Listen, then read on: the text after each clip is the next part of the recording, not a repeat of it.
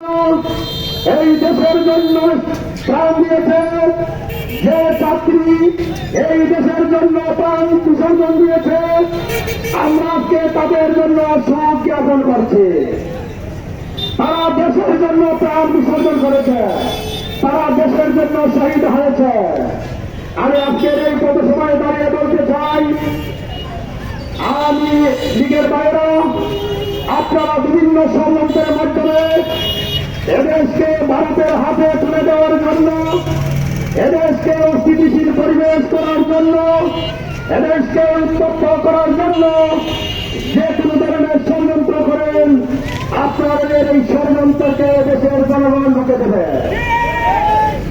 আমি আরো বলতে চাই, এই বাংলাদেশে যত ধরনের সন্ত্রাসী জন্ম নিয়েছে, যত ধরনের খুনি জন্ম নিয়েছে, এই বাংলাদেশের